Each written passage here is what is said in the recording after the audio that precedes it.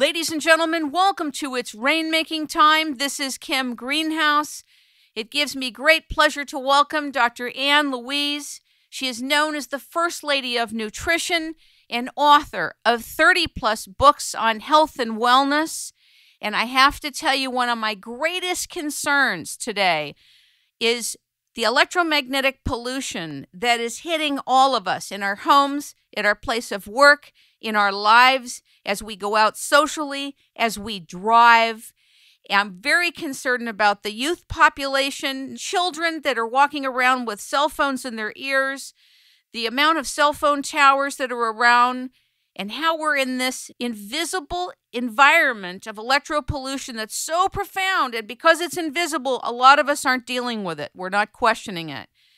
Ann Louise has written the most incredible book. In fact, I want to say to all of you listening, every adult and every teenager should have a copy of this book to be responsible for their own health and well-being. This is a must-buy. It's called Zapped: Why Your Cell Phone Shouldn't Be Your Alarm Clock and 1,268 Ways to Outsmart the Hazards of Electronic Pollution. Ann is a New York Times bestselling author. This is another blockbuster. It has to do with what's happening with you personally that you can't see. Ladies and gentlemen, welcome the First Lady of Nutrition, Dr. Ann Louise, to It's Rainmaking Time. Good morning. Good morning, and thank you for that lovely introduction. It's all true. Well, the first thing I want to say is that it's really scary. I've known about this for years, and it seems like there were a lot of, quote, esoteric options to deal with the level at which we're bathing in electromagnetic pollution. But your book is so profoundly realistic and has so many complete applications for trying to ward off a lot of what's happening. That's very, very practical. Why 1,268 ways? Did it just happen that way? But who's counting? Who's counting? Why your cell phone shouldn't be your alarm clock and 1,268 ways to outsmart the hazards of electronic pollution is a wonderful subtitle that my publishers came up with Zapped. Well, they're brilliant, I'm telling you, because it's probably true that there's 1,268 ways. and more. And I think that the real problem here, as you so eloquently stated in your introduction, is that this is a kind of pollution that you can't see, you can't hear, you can't smell. But oh my goodness, we are certainly feeling its impacts, but not very many of us, Kim, are really connecting the dots. I think this is the most inconvenient truth of all, and this is a huge underground secret that even your doctor isn't talking about. And that underground secret is that we are all being zapped.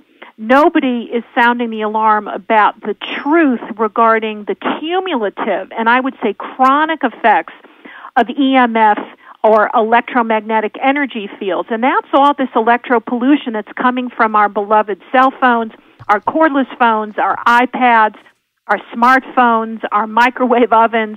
Think about it. We are absolutely immersed in a sea of about 100 billion times more electronic frequencies than our grandparents. So this is something to be reckoned with. As many people think, this is not just advancement, but this is the shadow side of what we call the wireless revolution or evolution that is impacting all of us. And I dare say that there has been a dramatic rise in so many diseases over the last 10 years. And I truly think, Kim, that this has paralleled the increase in microwave radiation from our environment. And I think that's enough to make us all pause and say, hey, it's time we take a look at what we're living in, what we're surrounding ourselves with, and that is in our workstations, that's in our play areas, that's in our homes, and that's also in our schools as well as our malls and our airplanes and our coffee shops these days, because you can't go anywhere without being immersed in this stuff.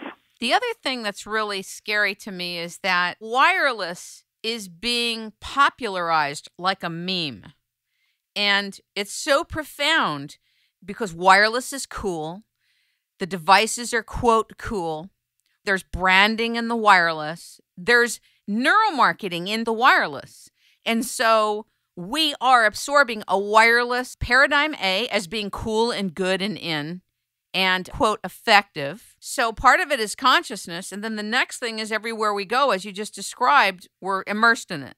We're immersed in it. But let me tell you something. There was this concept that as long as the radiation that you're exposed to is not ionizing, meaning it doesn't heat or create a thermal effect on tissue, or knock out an electron from its orbit here in the good old atom, that it was absolutely safe. So people are under the misguided notion that all of these lower level frequencies are not impacting health.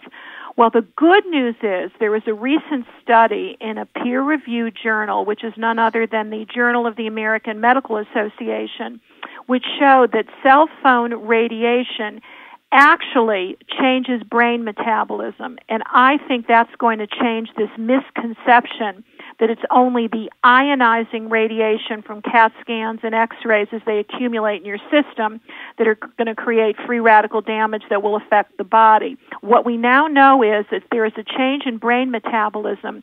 That means that there could be a possible shift with regard to DNA, as well as your cell membrane, which closes down, and the misfiring of your neurotransmitters, because the body absorbs this very low-level energy almost as if it's its own and can't really tell the difference.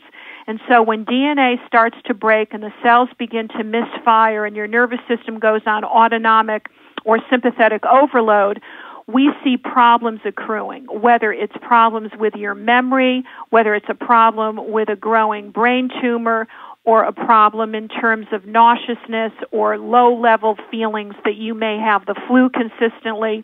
All of this can be connected and has been connected in the literature, by the way, with all of these fields that we are currently immersed in.